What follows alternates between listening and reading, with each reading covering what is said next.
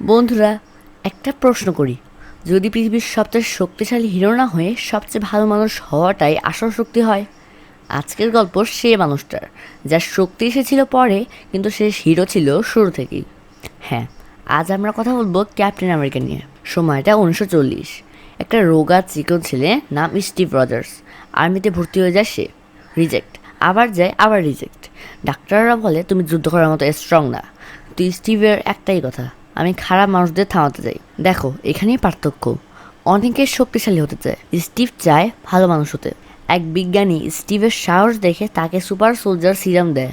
Machine চালু হয়, light জ্বলে, বুম, সেই চিকন ছেলে হয়ে যায় ওয়াকিং ট্যাঙ্ক। এভাবেই জন্ম নেয় ক্যাপ্টেন আমেরিকা। শিল্ড হাতে নিয়ে সে দ্বিতীয় বিশ্বযুদ্ধে নামে। সে শুধু মারামারি করতো না, সে হোপ দিত।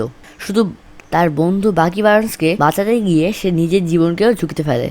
শেষে প্ল্যান ক্রাশ হয়ে আটকে যায়।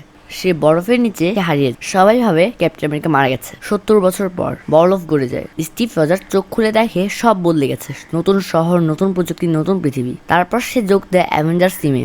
থর আছে, হাল্ক আছে, আয়রন ম্যান আছে, কিন্তু লিডার সবাই তাকায় ক্যাপ্টেন আমেরিকার দিকে। কারণ লিডার শক্তিশালী না, লিডার বিশ্বাসযোগ্য হয়। Alien attack, global danger, cap সামনে, সে কখনো নিজের জন্য ফাইট করেনি। সে ফাইট করেছে মানুষের জন্য। সিভিল ওয়ারে পুরো অ্যাভেঞ্জার্স ভেঙে গেলেও স্টিভ নিজের নীতিতে অটল ছিল। কারণ তার কাছে রুল সিম্পল, ঠিক কাজটা করবো। তারপর সে মহাযুদ্ধ, অ্যাভেঞ্জার্স এন্ড গেম। সব শেষ হয়ে যাচ্ছে। ক্যাপ্টেন আমেরিকা একা দাঁড়িয়ে থানোসের সেনাবাহিনীর সামনে।